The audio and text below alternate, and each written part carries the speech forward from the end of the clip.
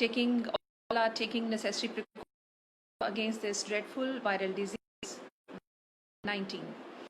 So at the outset, I would like to convey my thanks to the organizers, that is Nepal Ayurveda Medical Student Society, and especially to Dr. Suman. It's a wonderful opportunity to interact with you all.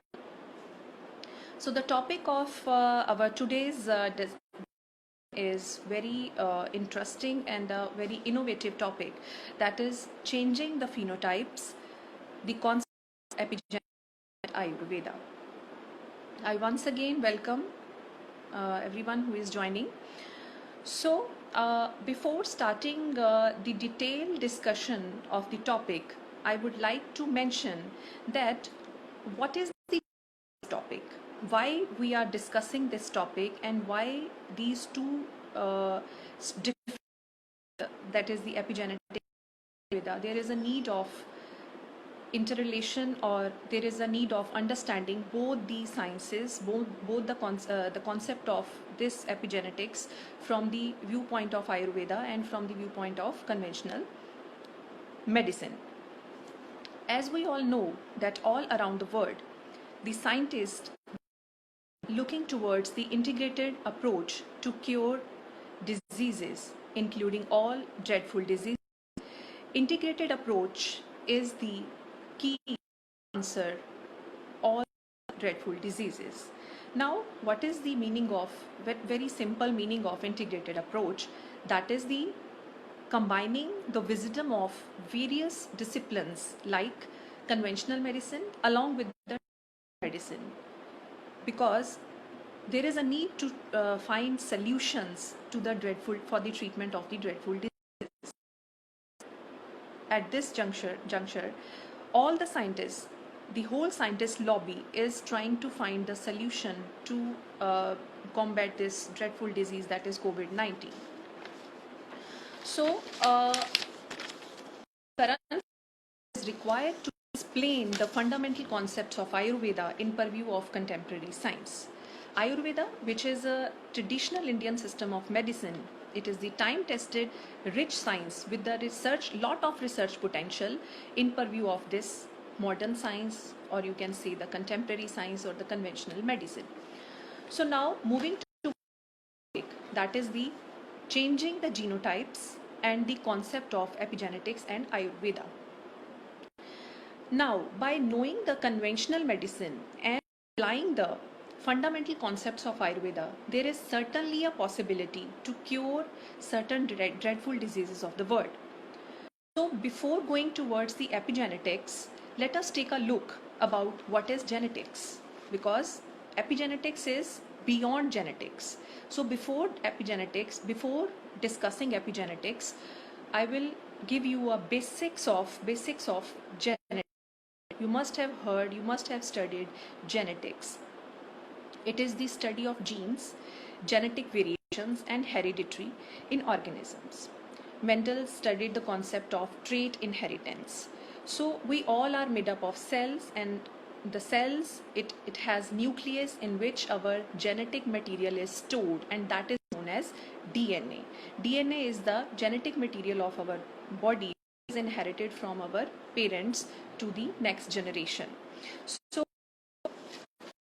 DNA is the chain of mainly 4 nucleotides, that is A, C, G, T, and this genetic information exists in the sequence of these nucleotides. So this is basically a basic concept of genetics. Now, next step is to know about a genotype and a phenotype. What is a genotype and what is a phenotype? Okay, so genotype of the organisms is full hereditary information. That's what we were discussing, that the genetic information or the hereditary information or the trait inheritance. In other words, the trait inheritance or the hereditary information of an organism is known as a genotype. Sum total of the genes transmitted from our parents to the offsprings, it is known as the genotype of the organism. It is clear to you. Now the phenotype. The phenotype of the organisms is actual observed properties. It is the observed property such as morphology, development, or behavior. In other words, these are known as expressed characters. Expressed characters. So the phenotype is, it is another word of the phenotype concept or the composition. So phenotype is rather more important because it is changeable. It is changeable. Genotype, it is the genetic code which is not at all changeable because it is the particular sequence. I have just mentioned that genotype, the genetic material is stored in the cell, in the nucleus of the cell in a particular sequence, and that is known as genetic code. So that genetic code is not at all changeable. It is not possible to change that genetic code. But how that genetic code is being expressed in an individual, that is known as the phenotype. And that phenotype, there is a possibility to change that phenotype. So that is why this phenotype is changeable, and that is why it is important to know about how it is changeable and how it is reversible. Now moving towards our main topic, that is epigenetics. What is epigenetics? This was all about genetics, that what is genetics, genes, genetic variations, genotype, and now what is epigenetics? Epigenetics is beyond genetics. Epigenetics is the new branch of science, new branch of biology, that is the study of heritable phenotypic changes. I have just mentioned that it is not possible to change the phenotype, but it is certainly possible to change the phenotype. Now, the study of heritable phenotype changes that do not involve any alteration in the DNA sequence, it is the study in epigenetics. This is the branch of biology in which we study the heritable changes of the phenotype. This is known as epigenetics, and the Greek meaning of this word is on the top. So epigenetics, basically it controls our genes. Previously it was known that it is not possible to change our genes. This is not possible to change the genetic code. No doubt, we can't change our genetic code, but how they are being expressed, this is very much in our hands. So we can certainly control our genes because through this study, this advanced and this latest new study that is known as epigenetics. So epigenetics, in other words, is it is a new field of biology that is exploring the effect of our environment in the cellular behavior. Yes, it is very much true that our lifestyle, our diet, and our environment can affect the expression of our genetic code. And now, what is the environment? The environment that includes the physical, social, and all the environment all around us. That is also that will also take, like, as well as beliefs, perceptions, lifestyle, habits, behaviors of our mind body practices, like many non-pharmacological interventions, like all these lifestyle behaviors, they do have impact on our expression of our genes. They are not going to effect on the genetic code. The genetic code is going to remain the same. It is not going to change, but certainly it is going to have effect on the expression of our genes, right? So where is epigenetics? Epigenetics is all around us. It is everywhere. So epigenetics makes us unique, right? So like some of us like taste of mushroom and some of us don't like mushroom. Genetics is, in other words, we can say it is just like writing a script, and epigenetics is directing that script. Means script is same, but here is the possibility to for the alterations of the dialogues. So the script will remain same. There is no possibility to change the script, but certainly the direction is, there is a possibility in while directing that script. So that is done in this science, that is the epigenetics. So I think this is some basics of the epigenetics and epigenetics. Now, as I said, that In epigenetics, it is the study of reversible phenotype. So epigenetics is reversible because in one body arrangement of our DNA sequences, there are variety of there is possibility of changing the expression of the genetic material. Mapping of our good genes and bad genes will help us to trace or to reverse the some certain diseases. So epigenetics is the field which with expression of the genetic code without touching the genes. So there are mainly two mechanisms. There are mainly two mechanisms which are involved in epigenetic science, that is the DNA methylation and the histone modification. So this is all about epigenetics, the basics about the genetics and the epigenetics. Genetics, again, once again, I'm just revising the things because it's a new thing. I think most of you are students, so it's a new thing for you all. So it is basically epigenetics is a genetics is a study of our genetic code, and is the study of the expression of the genetic code. Now, why we are studying this new branch of biology? What is the, I can see one question here. No, till now there is no question, but you know, what is the relation and what is the association between epigenetics and Ayurveda? So Ayurveda science believes that what you see, you become. So it is the Ayurvedic understanding of epigenetics. Listen carefully. Ayurveda has everything to do with epigenetics. How come? Look, the concept of epigenetics is clearly visible in ancient Ayurveda text, like the concept of Prakriti, Bij, Bij Bhag, Avyav, Sahaj Vyadi, Adi Bal Pravrit Vyadi, Shad Garbh, to name a few.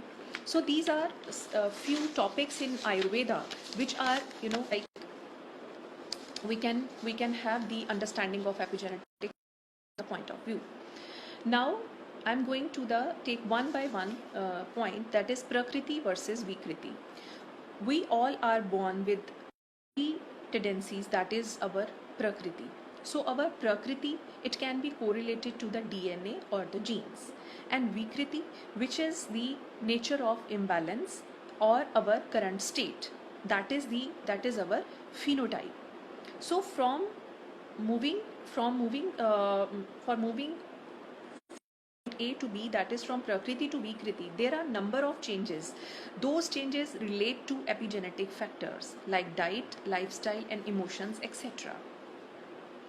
I'll make you understand with one example, that is cancer, like which is the second dreadful disease worldwide, and cancer cases, they will rise from 14 million to 22 million in another coming years. Mainly in cancer, there are processes three processes are involved manifestation. One is another is promotion, and then progression. Initiation is usually due to mutation. Listen carefully. Initiation of cancer is usually due to mutation, but still dependent on epigenetic changes to convert into malignancy. If often these co-required epigenetic changes do not occur, the mutation will not manifest into cancer. It will not manifest into cancer. So, and the data, 95% of the cancer and dietary factors, and only 5% of the cancer is due to hereditary reasons. So hereditary factors, they can't be modified, but lifestyle and environmental are the potentially modifiable factors. So mainly changes occur in these are DNA methylation.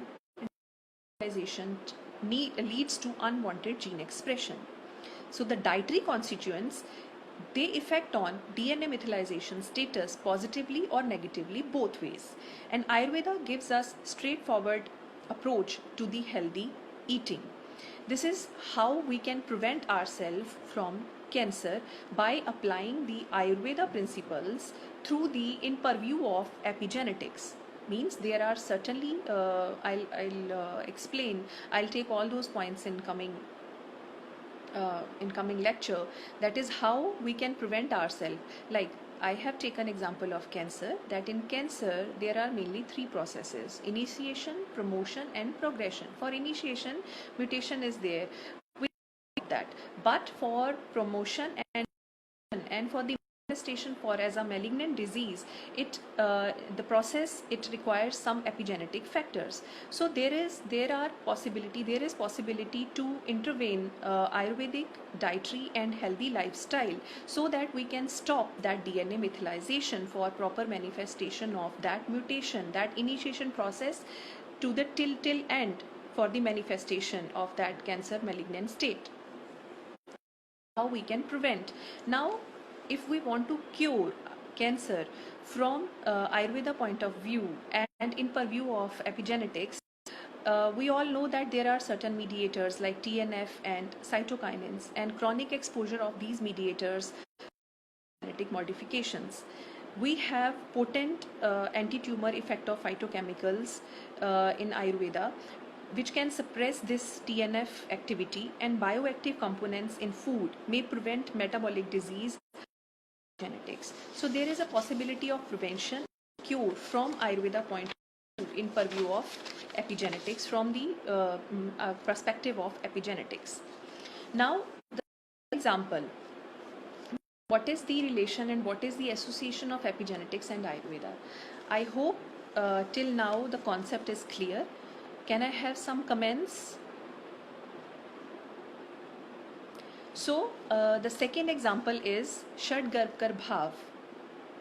So you must have learned this concept of Shad Garbkar in our first year of studies. That is the in purview of Shad Garbkar Bhav, in purview of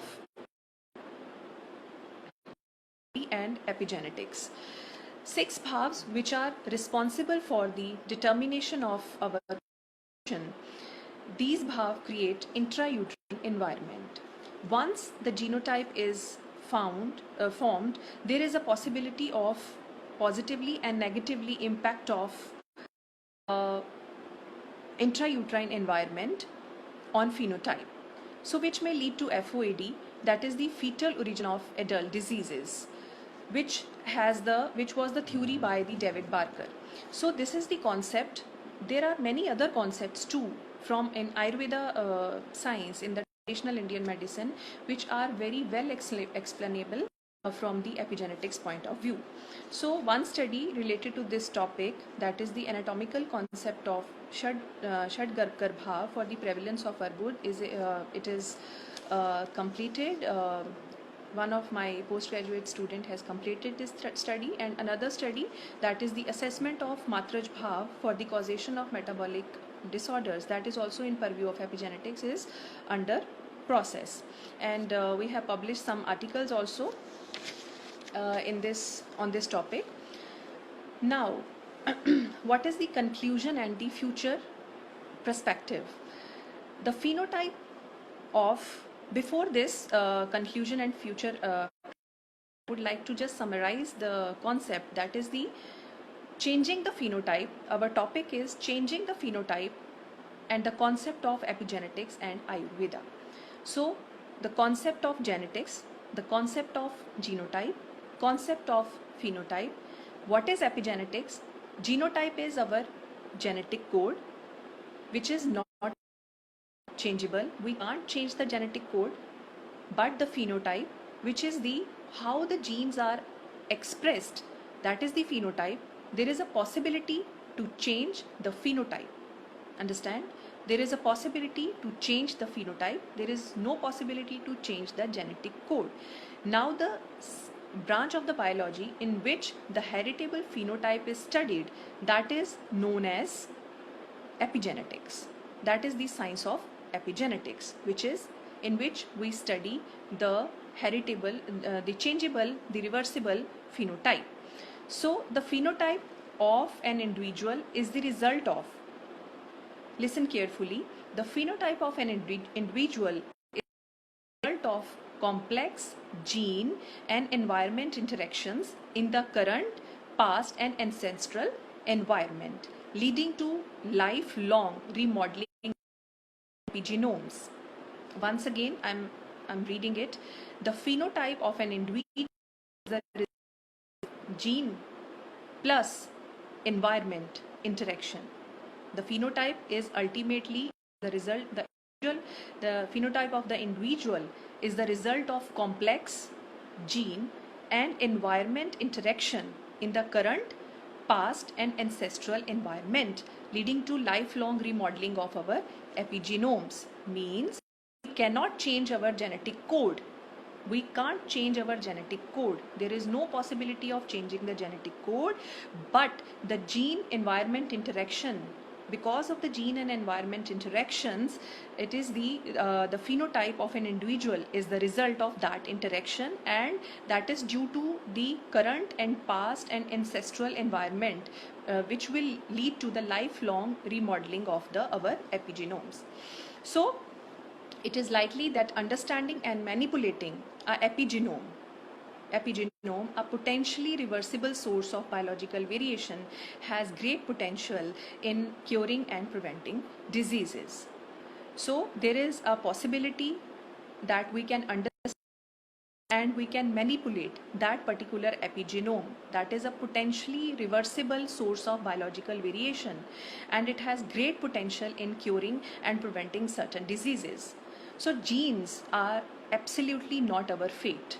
We usually blame our genes that we are made up of this particular genetic code, so it is not possible to change the genetic code. So genes, it is not possible to change our fate because of the genes, but genes are absolutely not our fate. They can give us useful information. Yeah, us the useful information about the increased risk of the disease, but in most cases they will not determine the actual cause of disease. So this is the like science behind epigenetics, and epigenetics is a recent branch of biology, while Ayurveda is a old time tested knowledge. And both of the sciences, they have come to a similar conclusion. Epigenetics is only a 20 years, almost 20 years back science, and Ayurveda, you all know, it is a time tested, scientifically proven science. And both the sciences now, they have come to a same conclusion, that epigenetic research throughout the world, various scientists, they are doing researches on from the perspective of epigenetics. Epigenetic research confirms that traditional ancient knowledge, that is the diet, lifestyle and mindfulness techniques, can all be used to fight diseases and promote health. There is a possibility to change the expression, because I have mentioned that there are mainly two processes involved, that is the DNA methylation and histone modification, because there is a genetic code, and for the expression of that genetic there is a process involved in science of epigenetics, it is the DNA methylation and histone modification. So the future of epigenetics will develop new drugs which will target specific epigenetic components to reverse the course of the dreadful diseases. In coming years, now the scientists, they are trying to find out certain herbs which can target specific epigenome, which is because of which the disease is going to stop the DNA methylation of that process. So this is what is there in epigenetics. So we have started from the point A, that is genetics. What is genetics? What is genetic code? What is genotype? What is phenotype? And what is the study? It is the theory of epigenetics, and what is the relation of epigenetics and Ayurveda. In Ayurveda, there are various theories which are similar to the concept of, like the concept of Prakriti, concept of Vikriti, concept of Shadgarbh Bhav. And now, what is the research potential as a Ayurveda student, as a Ayurveda scholar, as a Ayurveda researcher? What is the possibility of researches? As I have mentioned that one of the postgraduate study, it is completed, that is the anatomical study of Shad Garbhav for the prevalence of Arbud. I have given you the example of cancer, that there are three processes, that is the initiation, promotion and progression. So for the initiation, mutation is there, but for promotion and progression, there is need of certain epigenetic changes. At that point, if we can intervene, Ayurveda concepts, Ayurvedic dietary and lifestyle recommendations, we can prevent, like one from moving towards that direction. And for the cure, from the preventive aspect, and for the cure also, once if that disease is manifested, even then it is a possibility to intervene Ayurveda drug to stop the progression of that disease by just the epigenome.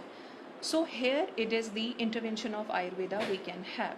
Now the another aspect is to initiate some observational studies from research point of view. We can start some observational studies from this particular point of view. There is a lot of research potential, and another branch which is coming out, informatics and epigenetics.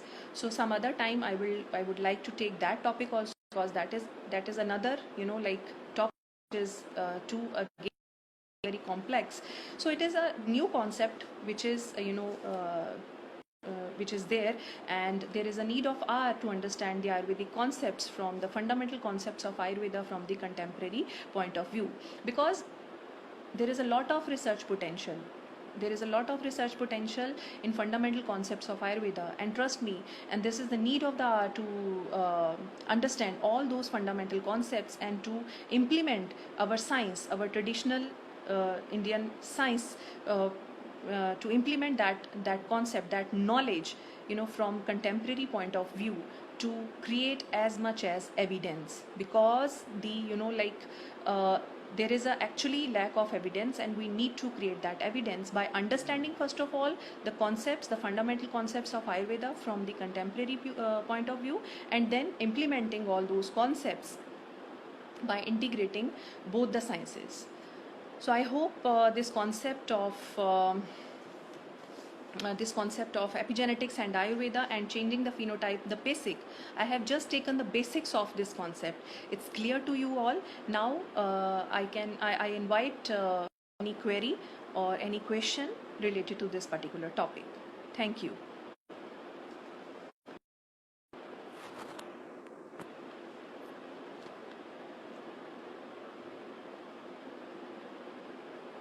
I'm not able to see any question. Dr. Suman, we can listen you, ma'am. Dr. Piyush Neja, excellent insight for all. Thank you, Dr. Piyush. Okay, Dr. Gorang Joshi, Dr. Himanshu Shekharji watching. So any suggestions or any query from students who are watching? I think students, they are really very much keen to listen about this topic. So please give me some opportunity to explain your queries or questions.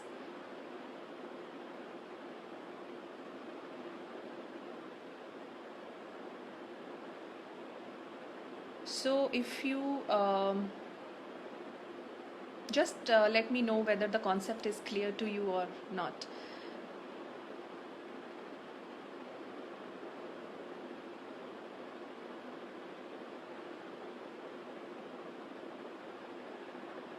Okay, there is a question that is okay. Yes, I can see, Dr. Pratima. There is a possibility of inflammation regulation with the science of epigenetics.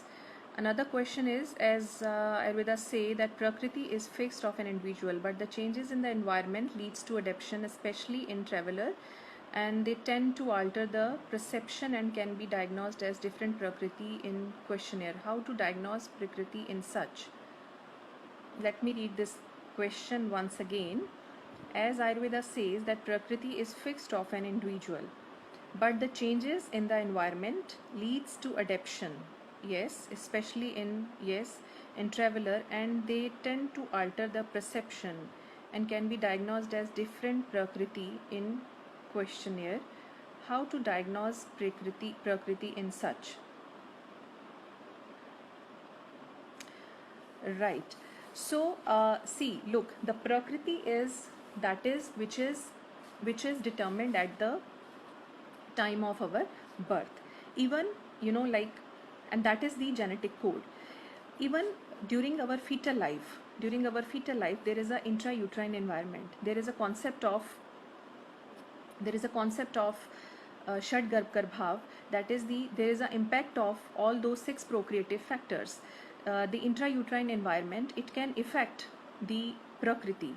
So that is that Prakriti at the time of our birth, that is Prakriti, but when it is, like there is a possibility to change the phenotype, that Prakriti is our genotype, but if it is going to be affected by the environment, so that is not going to be considered as Prakriti. That will be considered as our Vikriti. That will be the Vikrit state. That is not going to be considered as the Prakrit state. That is going to be considered as the Vikrit state. So that is the phenotype. So all those changes which are, because of the environmental changes which are occurring, that is the phenotypic stage of that individual. So I can see the next question. Does it mean the gene of food we consume can affect our genetic make through epigenetics?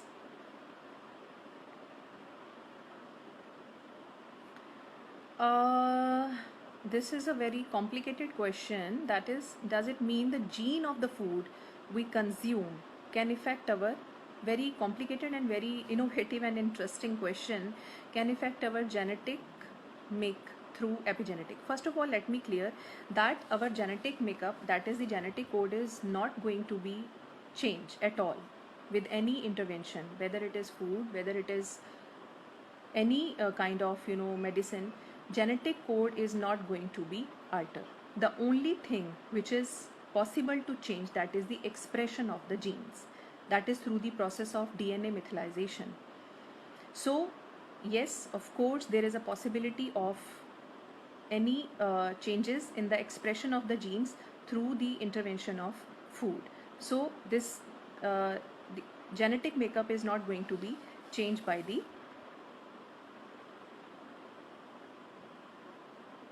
intervention of any kind of food. So next question is, what about role of rasayanas in altering phenotype? Any research done? Any scientific explanation of the mode of action of rasayan in context of genetics? Yes, there is a possibility of the role of rasayanas in altering the phenotype. Any research done till date? I am not able to quote any research paper or any research study which is done on particularly to see the effect of rasayanas in altering the phenotype. But yes, I can share some studies. I can share some studies with the intervention of non-pharmacological interventions, which non-pharmacological interventions which have the impact on the phenotype of the individual. So if we want to explain scientifically the mode of action of rasayans in context of epigenetics, not in context of genetics, certainly that mode of action is that, as I have explained, that there are mainly two processes involved, that is the DNA methylation and histone modification.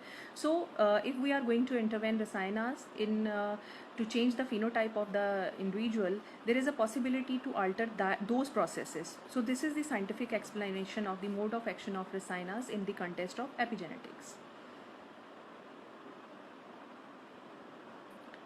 So so this another questions, they are not related to this topic, that are related to the Prakriti Pariksha. So that is something different topic. I would like to take the questions which are related to epigenetics and Ayurveda.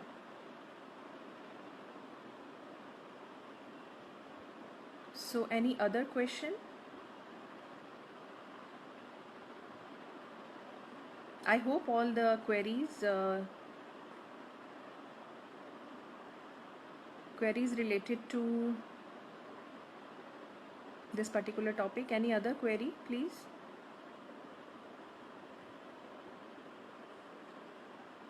Sorry if I have missed any question.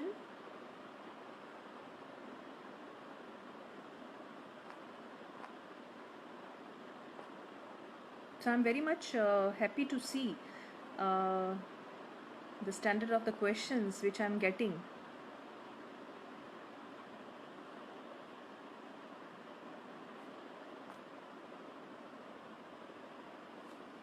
So any other query related to this, please?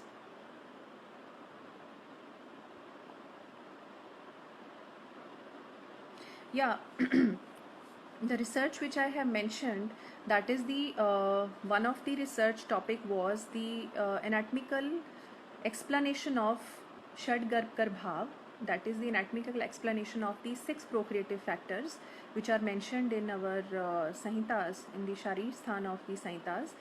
Shad Garbkar Bhav, 6 procreative factors in the prevalence of Arbud. That is the nutshell of that study is the that is that there is a very well explanation of 6 procreative factors, the effect of the Shad Garbkar Bhav. So if like the topic was related to the manifestation of the in the prevalence of the Arbud, means like the scientific explanation behind that study is the concept of fetal origin of adult diseases. That was the top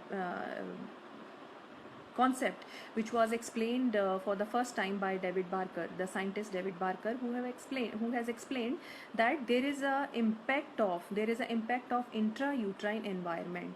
There is a impact of maternal and paternal and nutritional factors for changing the phenotype of the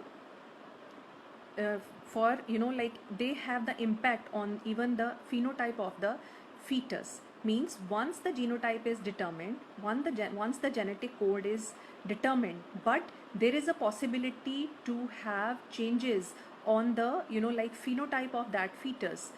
Means like once the genetic code is determined, but there is certainly a possibility of that intrauterine environment which is governed by these 6 procreative factors, that is maternal, paternal, matraj, pitraj, rasaj, and satmaj and satvaj bhav. So there is a possibility to change the phenotype of that fetus. So how, like, and that changes they may manifest in adult life.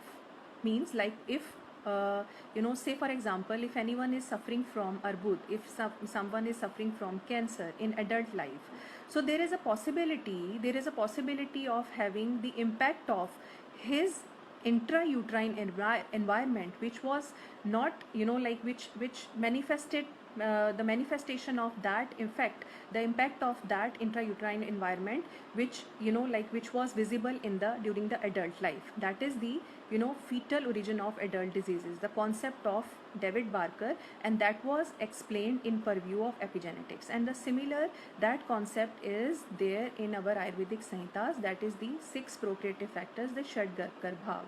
So that was the observational study which was based on the questionnaire. I can share one research paper which was published, and after this I will share on the page on the FB page of this particular association to just give you the detailed description of this particular study.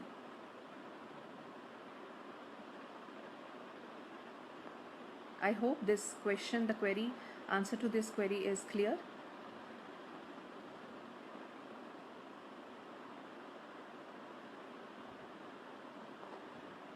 So can we, next question I can see, can we make Prakriti as total objective parameter? We can take it as one of the objective parameter, but taking it as the total objective parameter, we have to take some other certain factors too. We have to count some other factors too. Taking the Prakriti as a total objective parameter, it is not, I guess, it is not, I suppose it is not, it's not a good idea.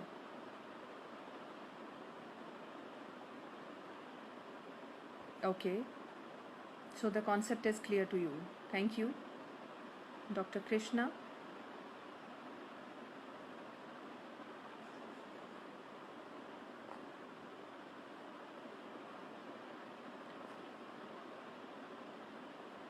So hope you all are taking necessary precautions. I can see most of the, like participants, they are from Nepal.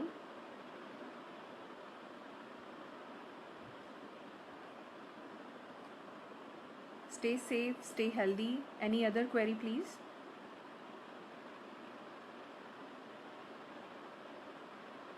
Any other query? Welcome. Welcome, Dr. Krishnam. Welcome, Dr. Abhash.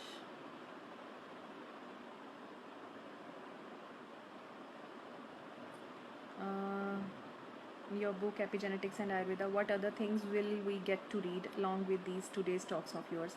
Yes, there are total 10 chapters in which chapter wise the topics are what is epigenetics, what is epigenetics and Ayurveda, and another topic is the concept of fetal origin of adult diseases and the concept of 6 procreative factors, the concept of 6 procreative factors in purview of epigenetics. And another one chapter is Ayurinformatics and epigenetics, that was I was just mentioning during my lecture. Another topics which I have covered, that is the preventive and personalized medicinal concepts, a concept in purview of epigenetics. And there are another chapters also which are which I have explained in that book. Another concept is like how we can prevent and cure certain dreadful diseases like cancer from from the perspective of, from Ayurvedic perspective, from the viewpoint of epigenetics. So these are certain topics which I have mentioned in that book.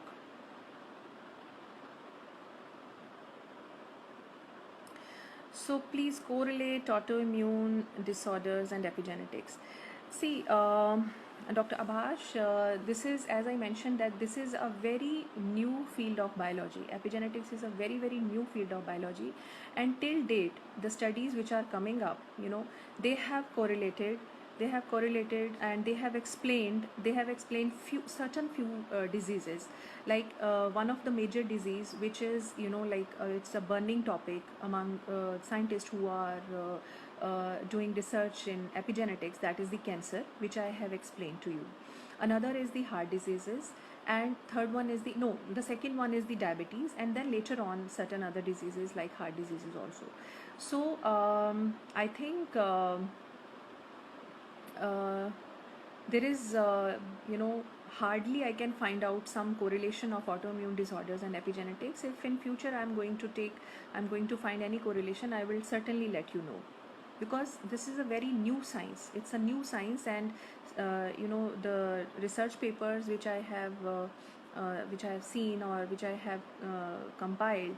So in those research papers, the only diseases in which the scientists they are working, that is the cancer and the diabetes, and then gradually they are coming up with the explanation of the scientific explanation of certain other diseases. Yes, Kajal, thank you for joining. Yes, glad to join this lecture. Thank you. And prayers for you too. Yes, I have explained already, Dr. Pramod, that Rasina will definitely help in reversing the condition of chromosomal abnormalities.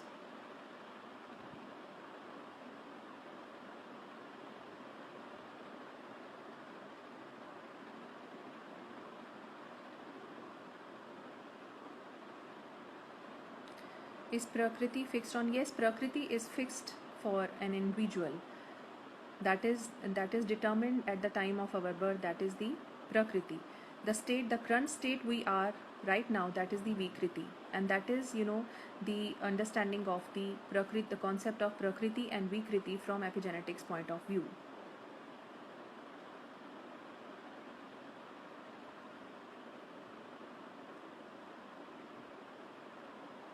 So I hope this concept is clear. And if any other query, we have another 5 minutes. So I'm rather very happy to see the young minds coming up with very innovative and very complex questions. So this is showing that the concept is clear, because I was a little bit concerned that because it's a new topic.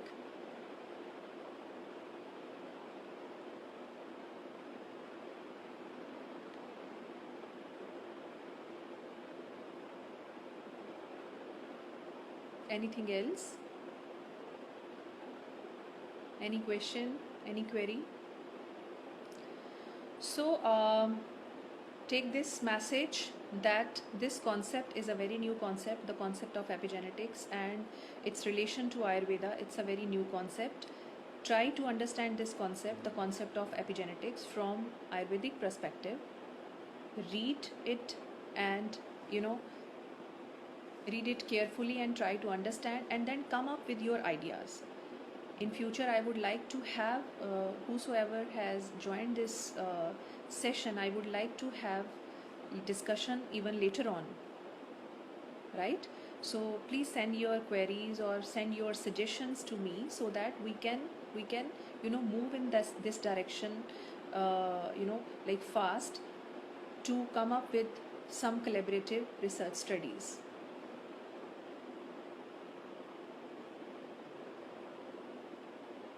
So yes, another question I can see, that is there any role of Shodhan Chikitsa in epigenetics? Yes, it's a very very interesting question, because at present we are trying to make a collaborative research project with some of the scientists, with a group of some of the scientists, built a proposal, trying to build up a project to find that is the effect of Shodhan Chikitsa on the